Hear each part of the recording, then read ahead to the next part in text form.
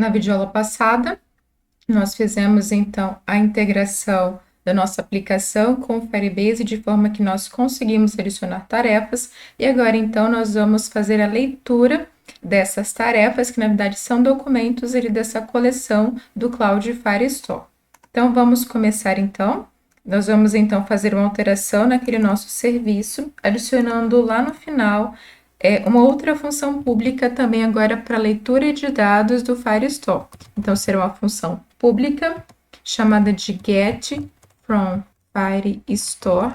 Ela não receberá nada, ok. E aí, nós vamos retornar, então, return this.firestore. De novo, nós temos que informar qual é a coleção que nós vamos utilizar, this.collectionName. Tem uma função, ele tem várias funções, você pode consultar a documentação oficial. Mas, dentre as várias funções que nós podemos utilizar para receber valores do Firestore, eu escolhi utilizar essa value changes, porque na verdade ela retorna valores especificamente, não outros metadados que nós não precisamos. Value changes.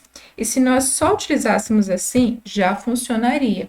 Mas aqui dentro também é porque depois nós vamos precisar acessar aquele registro, aquele documento, para nós excluirmos ou atualizá-los.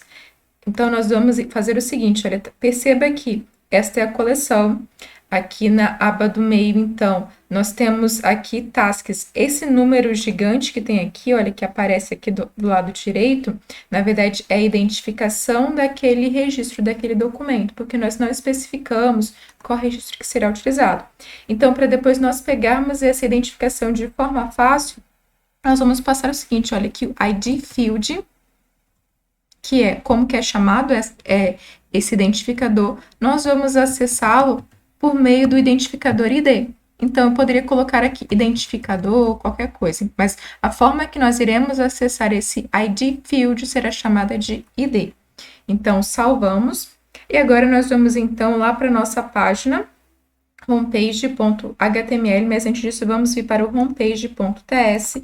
E aqui também nós precisamos fazer algumas alterações, porque perceba o seguinte, que quando foi inicializado a nossa página, nós fizemos um acesso para ele pegar algumas informações do storage.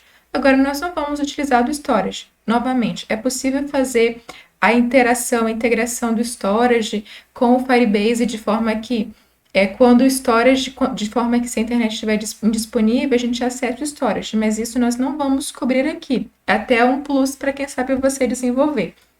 Então, vamos fazer a alteração aqui.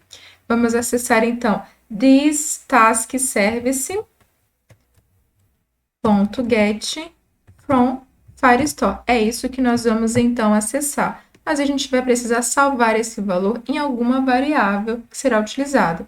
Nós vamos, então, aqui criar uma variável. Ela será uma variável pública, porque ela vai ser acessada lá do arquivo HTML. O nome dela será tasks. E ela será do tipo observable. E dentro desse observable terá qualquer coisa dentro dele. Ele está dando aqui um erro, porque, na verdade, do observable, a gente precisa especificar aqui o import. O import do observable é import, abre chaves, observable from, é uma biblioteca específica chamada rxjx. Na dúvida, é só jogar na internet que você encontra. Você vai perceber por que nós vamos utilizar um observable e quais são as vantagens de utilizá-lo. Observables são utilizados para dados assíncronos. Então, aqui agora nós vamos fazer this.tasks, receberá, então, o retorno desta função. Salvei, então. E aqui agora, em homepage.html, nós vamos fazer uma alteração. Nós vamos precisar alterar todas essas abas para as tarefas pendentes e também para as tarefas concluídas. Mas já começando, a gente pode alterar em um, depois a gente faz a alteração para o outro. Agora sim, nós vamos fazer a interação não mais baseado no acesso direto ao serviço. Nós vamos fazer o que agora? Let task of tasks, que foi aquela variável que nós acabamos de criar. Aqui nós não vamos mais precisar do índice, mas nós precisamos, quando ela trabalha com dados assíncronos, passar aqui o símbolo de pipe e informar que esses são dados assíncronos que eles podem demorar um pouco a serem retornados. Então, agora nós estamos fazendo a interação. Novamente, cada interação recebe o nome de task E agora nós estamos, então, pegando os dados dessa variável tasks, que foi declarada aqui dentro do nosso arquivo de TypeScript, e essa variável tasks, ela foi inicializada com o valor que nós pegamos com o retorno dessa variável get from Firestore, que vai pegar, então, dados ali do Firestore. Salve. Vamos fazer, então, aqui algumas alterações. O task value está correto. Depois, nós vamos precisar fazer aqui algumas alterações. Por enquanto, já vamos ver aqui o resultado. Perceba que ainda não está sendo listado para nós, porque ele apresenta algumas inconsistências aqui, por exemplo, na leitura do getDate. Isso acontece quando porque nós líamos do storage e do ArrayList, agora nós estamos lendo do arquivo aqui do Firestore. E perceba que ele salva a data aqui, ó, no formato de timestamp, tá? Então, esse é o formato que ele salva, então nós precisamos fazer alguns ajustes. Isso acontece mesmo quando você desenvolve uma aplicação. O IOLabel está correto e um checkbox. Nós vamos precisar fazer uma alteração aqui nele, porque eu já sei que ele já vai apresentar alguns erros com relação a ele ficar clicando indefinidamente. Então, pode tirar aqui esse N de model. Depois, nós vamos adicionar aqui uma outra função quando nós atualizarmos, mas por enquanto pode deixar assim. No IOBadge, que ele, na verdade, ele apresenta a data, agora sim que nós vamos fazer algumas alterações. Então, nós vamos fazer o seguinte. Perceba que em alguns registros, por exemplo, aqui nós temos dois registros. Esse primeiro documento, ele não tem data, e esse tem data. Então, ele vai dar um erro aqui quando justamente nós tentamos pegar a data. Então, na verdade, agora a nova comparação que nós vamos fazer é o seguinte: se a data foi setada, nós vamos então fazer alguma coisa. E aqui, então, nós não vamos mais utilizar o método getDate, porque ele não está mais salvo localmente no storage ou salvo no ArrayList, para que ele não foi salvo mais no formato de data, mas agora no formato de timestamp. Então, nós vamos utilizar outra forma de pegar essa data. Então, será de novo task.date, e tem um método agora chamado toDate, e aí nós podemos especificar qual é o formato que nós vamos utilizar essa data. Então, depois aqui é do task.date.toDate, eu posso passar um pipe para ele fazer, então, ali uma filtragem, né? E aí nós vamos especificar que a data será utilizada no formato dia, minúsculo, mês, maiúsculo, e anos, assim.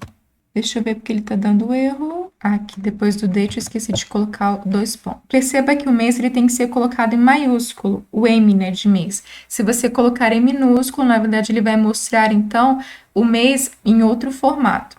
Salve. E depois nós vamos fazer algumas alterações aqui também, porque, olha só, o I já nem existe mais. Vamos ver se ele vai mostrar. Agora sim, então, já temos duas tarefas. Ele apresenta aqui alguns erros, tem outras coisas que precisam ser resolvidas aqui. Mas ele já apresenta para nós essas duas tarefas. O formato data ainda não foi mostrado direitinho, vamos corrigir isso. Mas olha só, perceba que nós temos aqui duas tarefas, eu já vou excluir direto uma dessas tarefas aqui do Firebase. Vou excluir este documento, perceba que ele já foi excluído aqui da nossa tarefa.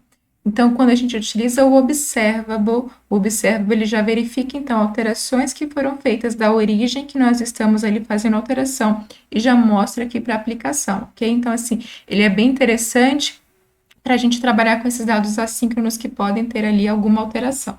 E com relação à data, ele está apresentando aqui um erro, olha, porque ele diz que o toDate is not a function. E aí é porque eu coloquei, na verdade, ó, o D minúsculo, isso faz toda a diferença na utilização desta função. E agora sim, nós só temos, na verdade, a task 1, né, que a task 1, ela nem foi setada com data, vamos adicionar uma nova tarefa, então, uma task tree com alguma data. E agora sim, ele apresenta, então, a data para nós. Então, nós já temos aqui a listagem, nós já conseguimos receber essas informações, então, do nosso banco de dados. A gente precisa agora trabalhar essa função de se foi concluída ou não, ok? Eu vou clicar aqui como concluída, mas ainda não foi para lá, a gente precisa fazer esse tratamento. Também fazer o tratamento das funções de exclusão e atualização.